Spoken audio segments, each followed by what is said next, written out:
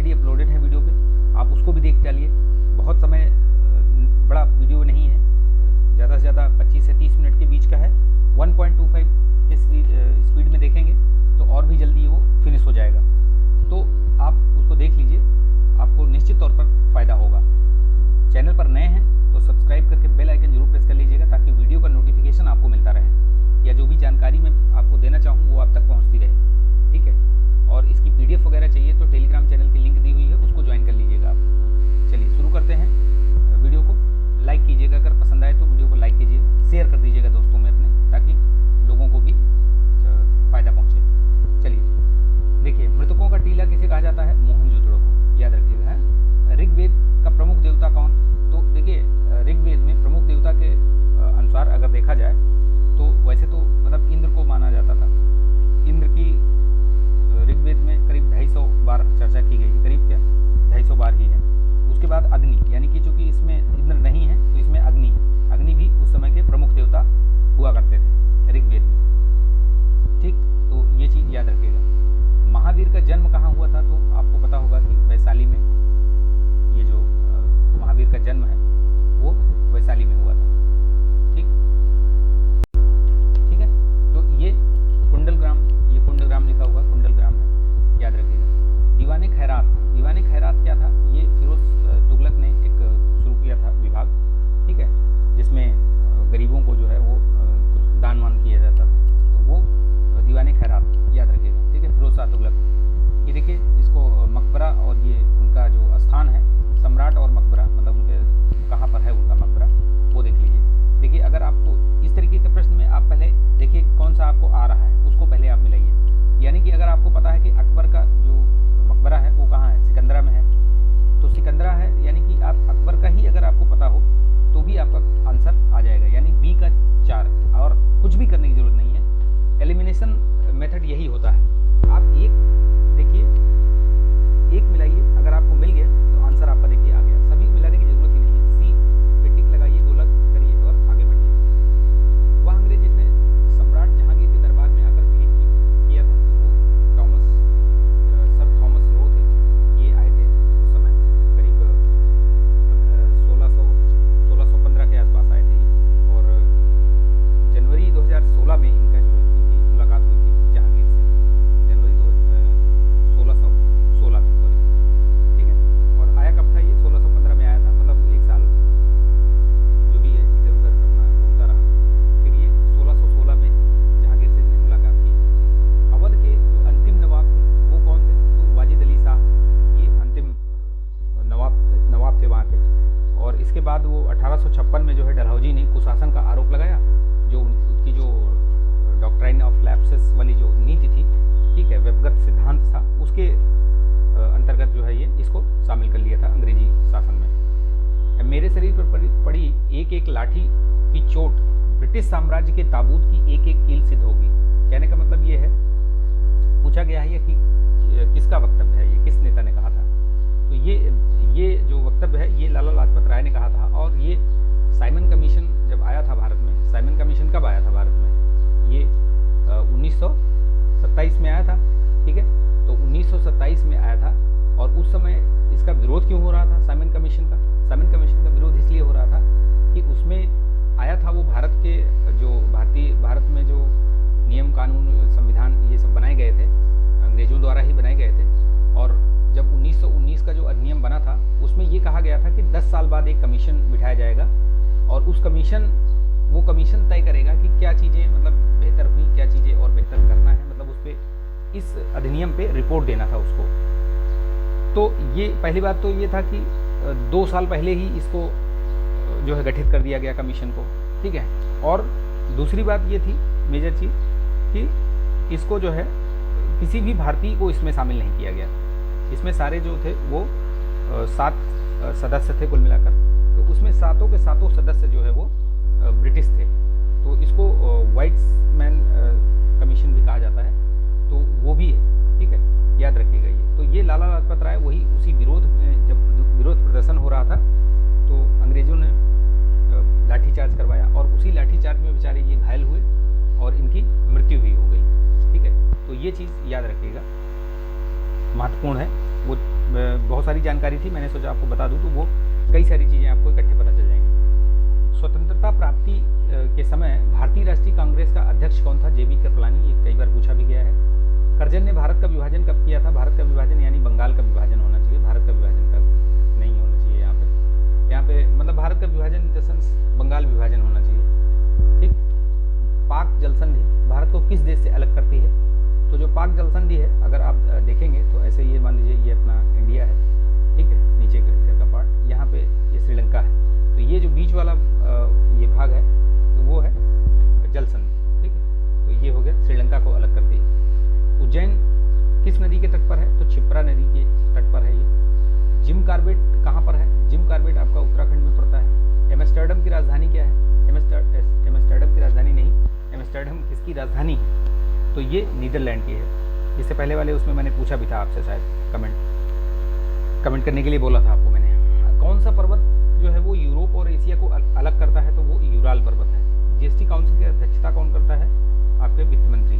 ठीक है, केंद्रीय वित्त मंत्री जो होते हैं वही इसकी अध्यक्षता करते हैं। वाणिज्यिक बैंकों का राष्ट्रीयकरण कब हुआ था? तो 1969 में हुआ था। ये 14 बैंकों का राष्ट्रीयकरण हुआ था। उसके बाद 6 बैंकों का और राष्ट्रीयकरण हुआ था, 1985 में हुआ था आई थिंक। आप कमेंट कीजिएगा कि कब हुआ था, दूसरा जो हुआ था कब हुआ था। ठीक है, 1980 में हुआ था शायद, हाँ 1980 में हुआ था। तो जो 6 और हुआ था वो 1980 में हुआ था राष्ट्रीयकरण बैंकों का। CRR का यहाँ पे आपको फुल फॉर्म पूछ रहा है, तो ये होता है कैश रिजर्व रेशियो। इसमें बेसिकली पूरा हिंदी में दिया हुआ है, लेकिन आप जब आपको जैसे आप कहीं किसी परीक्षा में जाएंगे तो वहाँ बाई लैंग्वेज रहता है, तो आप अंग्रेजी में भी उसको देख सकते हैं। ठीक है, नकद राजस्व, नकद आरक्षित राजस्व। ठीक है, इसका जो आंसर होगा वो होगा बी। ठीक, तो याद रखिएगा इसको। प्रधानमंत्री जन धन योजना की शुरुआत कब हुई थी? तो 2014 में हुई थी। ये चीज़ महत्वपूर्ण है। आर्थिक कार्यों के क्षेत्रक मुख्यतः कितने भागों में बटे हुए हैं? तो ये 3 भागों में है मुख्यतः। 3 भाग कौन कौन से? प्राइमरी सेक्टर बेसिकली क्या होता है? जो कृषि से रिलेटेड, यानी जो नेचुरल चीज़ें होती हैं जिनको आप वहीं से डायरेक्ट लेते हैं, और वो चीज़ आप प्राइमरी सेक्टर कह सकते हैं। जैसे कृषि हो गई, ठीक है, तो पशुपालन हो गया, आपका मछली पालन, मत्स्य पालन हो गया, ये सारी चीज़ें जो है वो आपकी प्राइमरी सेक्टर हो गई। सेकेंडरी सेक्टर क्या है? सेकेंडरी सेक्टर में आपका मैन्युफैक्चरिंग सेक्टर आता है, मेनली जो है वो मैन्युफैक्चरिंग आता है। और जो टर्शियरी होता है वो सेवा क्षेत्र है। सेवा क्षेत्र का मतलब ये हुआ कि जो आप सेवा क्षेत्र देख रहे हैं, जैसे मोबाइल, आप इंटरनेट हो गया, ठीक है, मोबाइल हो गया, और भी जो चीज़ें हैं, कंप्यूटर हो गया, ये आप सेवा, जहाँ भी आप सेवा ले रहे हैं, किसी से पैसे देकर अगर आप सेवा ले रहे हैं, सुविधा ले रहे हैं, वो सब टर्शियरी में आता है। तो वो चीज़ ध्यान रखिएगा उसमें। भारतीय संविधान की प्रस्तावना में किस प्रकार के न्याय की बात नहीं की गई है? ये वर्ड जरूर याद रखिएगा। इसलिए जैसे आप प्रश्न पढ़ते हैं ना, तो आपको प्रश्न पढ़ते ही एकदम से मतलब रिएक्ट नहीं करना है। 2-3 सेकंड आप देखिए कि पूछ क्या रहा है। कई बार प्रश्न आता हुआ प्रश्न हम गलत कर देते हैं जल्दबाजी में। प्रश्न सरल दिखता है तो हमें लगता है कि अरे इसको जल्दी से करो और आगे बढ़ो, उसी में गड़बड़ हो जाती है। तो प्रश्न को पढ़िए, समय दीजिए और प्रॉपर उसका सम्मान कीजिए। प्रश्न का सम्मान नहीं करेंगे तो वो आपका सम्मान नहीं करेगा। तो आप उसको देखिए कि क्या पूछ रहा है, नहीं पूछ रहा है या है पूछ रहा है। वर्ड जो है वो जो मतलब क्रिटिकल क्या बोलते हैं उसको, वर्ड को पकड़िए। यानी कि ये जो बात कही गई है यहाँ पे, नहीं पूछा है, यानी कि आप देखिए प्रस्तावना में सामाजिक, राजनीतिक, आर्थिक न्याय की बात की गई है, लोकतांत्रिक न्याय की बात नहीं की गई है। तो ये इसका जो करेक्ट आंसर होगा वो होगा ए। अभिव्यक्ति की जो स्वतंत्रता है वो किस मौलिक अधिकार के अंतर्गत आती है? तो 19 जो अनुच्छेद 19 है उसी के अंतर्गत आती है। यानी कि जो आपका स्वतंत्रता का अधिकार है 19 से लेकर 22 तक उसी में आता है ये सब। ठीक, चलिए नेक्स्ट देखते हैं। इसमें पूछा है कि संसद के संगठक कौन है? तो इसमें मैंने पहले भी बताया था आपको, अभी भी बता देता हूँ। प्रेसिडेंट होते हैं इसमें, लोकसभा, राज्यसभा, ठीक है, ये सब मिलके जो है संसद का गठन करते हैं तीनों। यानी कि इसका करेक्ट आंसर क्या होगा? डी। भारत में उच्च न्यायालय की मुख्य न्यायाधीश बनने की पहली महिला थी, वो कौन थी बनी हुई थी? तो वो लीला सेठ, याद रखिए। किसी राज्य के राज्यपाल के रूप में नियुक्ति के लिए भारत के संविधान द्वारा निर्धारित न्यूनतम आयु कितनी है? तो 35 वर्ष है। जब किसी वस्तु को 2 समानांतर समतल दर्पण के बीच रखी जाएगी तो उसमें जो प्रतिबिंबों की संख्या होगी वो अनंत होगी। सा अम्ल चींटी के डंक में पाया जाता है तो वो मेथनोजोइक अम्ल होता है। ठीक है, ये चीज़ याद रखिएगा क्योंकि कई बार पूछा गया है ये, इसलिए मैं इस चीज़ को जोड़ दे रहा हूँ, बार बार पूछा जाता है ये। बेसिकली उसको फॉर्मिक एसिड बोलते हैं ना, फार्मिक एसिड। ठीक है, नाम याद रखिएगा। फार्मिक एसिड ज़्यादा वो है, फार्मिक एसिड हम मतलब फार्मिक एसिड ही जानते हैं। ये मेथनोइक अम्ल जो है उसको कम समझते हैं। जो HCOOH इसका जो फार्मूला होता है HCOOH होता है। तो ये याद रखिएगा। जैसे जो लाल चींटियाँ और मधुमक्खी ये सब काट लेते हैं ना, बिच्छू और पीली वाली जो मक्खी होती है ना जिसको बर्रे बोलते हैं, वो ये सारी जो है आपको फार्मिक एसिड जब काटती हैं तो वो फार्मिक एसिड छोड़ देती हैं आपके अंदर। निम्नलिखित में से किस अम्ल को अम्लों का राजा कहा जाता है? तो सल्फ्यूरिक एसिड है। कवकों के अध्ययन को क्या कहा जाता है? तो माइकोलॉजी कहा जाता है। ठीक, ये आपका जल में घुलनशील जो विटामिन है उसका क्या नाम है? तो देखिए, जल में BC और वसा में एडेक, ये याद रखिएगा। ठीक है, ये ऐसे याद रखिएगा। फैट में एडेक और जल के साथ BC नहीं करना है, यानी कि B और C आपका जल में घुलनशील है। ठीक है, ये देखिए प्रश्न, इसमें जब आप इसको हल करेंगे बहुत सिंपल सा है, आप हल कर लीजिएगा, इसमें 100 आएगा इसमें तो। ठीक है, कुछ नहीं है उसमें, सिंपल सा है एकदम। देखिए, इसमें गौरव प्रतिदिन 800 रुपये कमाता है। ठीक है भैया, कमाता है तो वह प्रतिदिन 960 कमाने लगा। बिल्कुल ठीक है, कमाने लगा तो कमाए। उसकी दैनिक आय कितने प्रतिशत की वृद्धि हुई पूछ रहा है, तो कोई बात नहीं, अब देख लीजिए 800 से बढ़ करके 960 हो गई, यानी 160 रुपये का डिफरेंस हो गया। इसको आप 800 रुपये से डिवाइड कर दीजिए तो कितना आ जाएगा? पॉइंट ये 20 आ जाएगा, तो यानी कि आपका 20% बढ़ गई उसकी सैलरी। तो कितनी हाइक हुई? 20% हो गई। 33 में देखिए, 33 भी आप सॉल्व कर लीजिए, बहुत सिंपल सा है। आप इसमें जब सॉल्व करेंगे तो आपका आंसर आ जाएगा 10,000। ठीक है, 5 संख्याओं का औसत दिया हुआ है।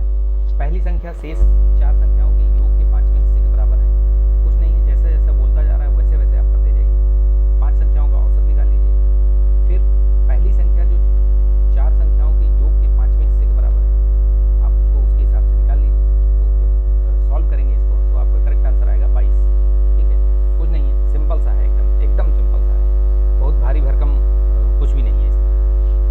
तो आप निकालेंगे तो आ जाएगा। ठीक है, चलिए नेक्स्ट देखते हैं। 4 अलग अलग संख्याएं दी हुई हैं। पहली 3 संख्याओं का औसत चौथी संख्या का 3 गुना है। इसमें भी वही है, जैसा जैसा बोलता जा रहा है वैसे वैसे आप करते जाइए। पहले 4 संख्याओं का औसत निकाल लीजिए, तो 4 संख्याओं का औसत कितना हो जाएगा? 55 × 4 यानी 220 हो जाएगा। ठीक, 220 हो गया।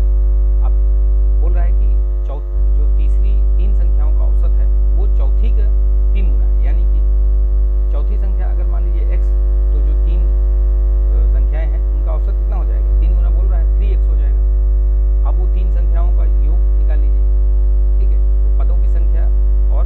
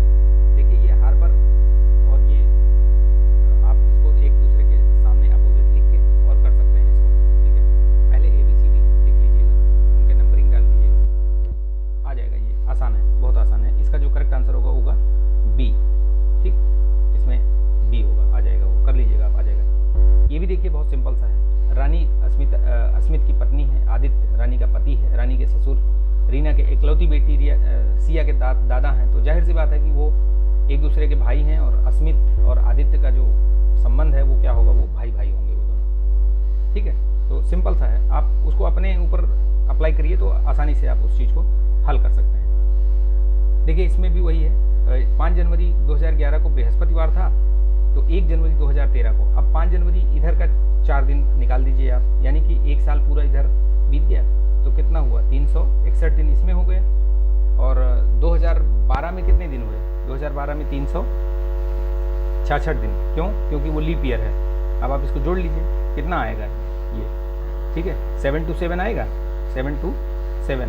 अब आप इसको 7 से डिवाइड कीजिए तो कितना आएगा ये, 7 से, देखिए 7 ये हो गया, यानी कि ये ख़त्म, ये 2 और फिर इधर 0 कर दिया तो ये 27, 7 आया, 27 हो गया, 9 त्रिक नहीं 7, 1 मिनट, 7 त्रिक 21, 6, यानी कि आपका जो रिमाइंडर आया वो 6 आया। 6 आया का मतलब ये हुआ कि बृहस्पतिवार से 1 दिन पहले वाला दिन, यानी कि बुधवार। इसका जो करेक्ट आंसर होगा ये होगा।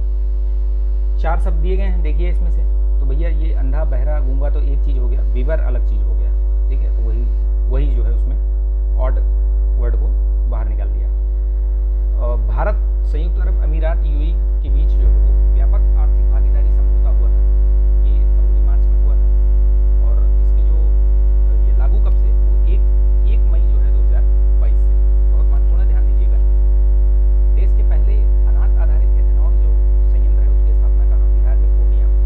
फरवरी 2022 में प्रतिभूति एवं विनिमय बोर्ड ने किसकी अध्यक्षता में वैकल्पिक निवेश पर सलाहकार समिति का पुनर्गठन किया, तो ये नारायण मूर्ति के अध्यक्षता में। मई 2022 में इंडियन ऑयल आईओसी ने असम के किस जिले में पायलट आधार पर मेथेनॉल के मिश्रण वाला M15 पेट्रोल लॉन्च किया, तो तिनसुकिया में ये लॉन्च किया गया M15 आईओसी द्वारा। तो ये चीज़ याद रखिएगा, आईओसी एक तो M15 पेट्रोल, और कहाँ पे, असम तिनसुकिया, तीनों चीज़ ये ध्यान रखिएगा। कोई भी किसी भी तरीके का प्रश्न आए तो उसको आप उससे हल कर सकते हैं। चलिए, इसमें क्या बोला, हाल ही में IISc बेंगलोर के नेतृत्व में किए गए अध्ययन में किस नदी में माइक्रोप्लास्टिक पाया गया, तो किस नदी में पाया गया है माइक्रोप्लास्टिक, तो ये कावेरी नदी पे अध्ययन किया था। मार्च 2022 में केंद्रीय मंत्री नितिन गडकरी ने नई दिल्ली में विश्व की सबसे उन्नत तकनीक विकसित green hydrogen fuel cell electric वाहन लॉन्च किया, उसका नाम पूछ रहा है, तो टोयोटा मिराई। तो इसको कई तरीके से पूछा जा सकता है कि किसने लॉन्च की, तो वो नितिन गडकरी हो गए, कहाँ लॉन्च की, तो वो याद रखिएगा, नई दिल्ली में। नाम आपको टोयोटा मिराई बता दिया। फरवरी मार्च 2022 में 22 राज्यों में चुनाव हुए थे, तो कौन कौन से इसमें पूछ रहा है कि नहीं थे, 5 राज्यों में।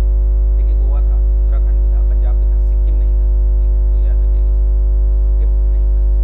दिसंबर 2021 में प्रधानमंत्री नरेंद्र मोदी ने गंगा एक्सप्रेसवे की आधारशिला रखी, बिल्कुल रखी। इसके बारे में कुछ बताना है, तथ्य कौन सा सही नहीं है। देखिए, ये शाहजहांपुर में रखी, ये सही है। यह एक्सप्रेस पूर्वी उत्तर प्रदेश को पश्चिमी से जोड़ता है, बिल्कुल सही है। इसकी लंबाई भी सही है, बिल्कुल ठीक है एकदम। और एक्सप्रेसवे मेरठ जिले से प्रारंभ होता है, बिल्कुल सही है, होकर वाराणसी नहीं भैया, प्रयागराज, ठीक है, तभी तो ये गंगा एक्सप्रेस है, ठीक, ये प्रयागराज। वो एक्सटेंड होगा वो अलग बात है, लेकिन वो प्रयागराज तक है, तो यही वाला डी वाला इसका गलत हो जाएगा। अगस्त 2021 में राष्ट्रपति से मंजूरी मिलने के बाद 127वें संविधान संशोधन विधेयक को किस अधिनियम के रूप में मंजूरी दी गई, तो 105वां अधिनियम है। इसी में जो है वो राज्यों को जो OBC वाला जो कैटेगरी है उसको चूज करने की शक्ति फिर से वापस दे दी गई, जो कि उनसे 102वें संविधान संशोधन से ले ली गई थी वापस, फिर से उसको बहाल कर दी गई थी, राज्यों को दे दिया गया था। तो वो चीज़ याद रखिए। मैंने बताया भी था आपको कि जो 100 से लेकर के जो अभी तक 105 हुए हैं संशोधन, उनको जरूर एक बार रिवाइज कर लीजिएगा, क्या पता पूछ ले प्रश्न। नवंबर 2021 में स्वीडन की पहली जो महिला प्रधानमंत्री चुनी गई थी वो मैग्डालेना एंडरसन थी। इन्होंने अभी शायद क्या इस्तीफा, इन्होंने त्यागपत्र भी दे दिया है अभी। हरिप्रसाद चौरसिया किससे संबंधित हो, ये बांसुरी से। द्वीप क्षेत्रों सहित भारत का जो समुद्र तट की अनुमानित लंबाई कितनी है, यानी सभी द्वीपों वगैरह को मिला करके, तो कितनी है, तो ये 75116 ये पूरा ना कौन सा देश आसियान का सदस्य नहीं है? तो चीन नहीं है आसियान का सदस्य देश नहीं है इसका, याद रखिएगा आप लोग। इसमें कौन कौन से देश आते हैं वो देख लीजिए आप। कंबोडिया, लाओस, फिलीपींस तो है ही हैं। इसके अलावा इंडोनेशिया, मलेशिया, ब्रुनेई, ठीक है, सिंगापुर, ये सब आते हैं, याद रखिएगा इनका। चीन नहीं है सदस्य इनका। BC रॉय जो पुरस्कार है वो चिकित्सा के क्षेत्र में दिया जाता है, ठीक। चलिए नेक्स्ट देखते हैं। दुनिया का सबसे छोटा पक्षी कौन सा है? तो बी हमिंग बर्ड देखा होगा आप लोगों ने, छोटा सा होता है एकदम। धनपत राय श्रीवास्तव का जो पूरा मतलब ये तो पूरा नाम है, उनको किस नाम से जाना जाता है? वो प्रेमचंद जी का नाम था, मुंशी प्रेमचंद, उनका नाम था धनपत राय श्रीवास्तव। अप्रैल 2022 में मीडिया फाउंडेशन द्वारा 2021 का उत्कृष्ट महिला पत्रकार चमेली देवी जैन पुरस्कार किसको दिया गया था? तो आरिफा जौहरी हैं ये, इनका नाम याद रखिएगा, आरिफा जौहरी, ठीक है, इनको दिया गया था। डी, किस देश ने पुरुषों के बैडमिंटन टीम की जो प्रतियोगिता हुई थी थॉमस कप, ये उसमें किसको पराजित किया था? वो चीज़ याद रखिएगा, भारत ने इंडोनेशिया को पराजित किया था। और ये मतलब बहुत इसका मतलब बड़ा वो है, तो याद रखिएगा, मतलब काफ़ी वो है, महत्वपूर्ण है, क्योंकि इंडोनेशिया, भारत ने अभी तक कभी जीता नहीं था ये चीज़, तो ये महत्वपूर्ण हो जाता है। तो भारत ने थॉमस कप जो है बैडमिंटन का जो मेल का होता है उसको थॉमस कप बोलते हैं, और जो फीमेल वाला होता है उसको क्या बोलते हैं? उबर कप या उबेर कप, जो भी आप बोलना चाहें। उबेर कप में किसने जीता है? तो वो दक्षिण कोरिया ने जीता है, ठीक है, वो चीज़ याद रखिएगा, दक्षिण कोरिया ने जीता है। Crunch time, Narendra Modi's national securities crisis, ये किसने लिखा है? तो ये श्री राम चौलिया की है पुस्तक। पृथ्वी दिवस कब मनाया जाता है? तो 22 अप्रैल मनाया जाता है। इसकी थीम कमेंट करके बताइए आप, पृथ्वी दिवस की थीम कमेंट करके बताइए क्या है, बता दूँ मैं, चलिए मैं बता देता हूँ, इन्वेस्ट इन आवर प्लैनेट, ठीक है, थीम याद रखिएगा क्योंकि ऐसे थीम पूछे जाते हैं। अब आगे आपका पैराग्राफ, आगे 10 क्वेश्चन ऐसे ही होंगे, तो मैं आपको फटाफट बता देता हूँ इसमें, इसको आप पढ़ लीजिएगा, बहुत सिंपल सा है पैराग्राफ। ये वाले प्रश्न हार्डली ही किसी के गलत होंगे, क्योंकि आपको पढ़ना है, थोड़ा समझना है पैराग्राफ को। और एक चीज़ याद रखिएगा, अगर नहीं समझ में आता है तो कम से कम 2 बार ज़रूर पढ़िएगा पैराग्राफ। मैंने ये चीज़ सारी कल जो बताया था मैंने स्ट्रेटजी वीडियो, उसमें ये सारी चीज़ें मैंने बताई हैं कि आपको कहाँ से पहले शुरुआत करना है, तो इसलिए इसको समय दीजिएगा, थोड़ा सा 2 बार पढ़ लीजिएगा। छोटा पैराग्राफ है, बहुत बड़ा पैराग्राफ ऐसे नहीं है, मान लो बहुत बड़ा है तो ठीक है, उसमें फिर भी अगर नहीं समझ में आता है तो पढ़िएगा, उसको 2 बार पढ़िएगा, चाहे बड़ा हो छोटा हो, ठीक। तो 71 का सी हो जाएगा, 72 का आपका डी हो जाएगा, 73 में ए हो जाएगा, 73 में आपका ए, 74 का आपका डी, ठीक है। 75 में देखिए, 75 में आपका बी हो जाएगा, ठीक।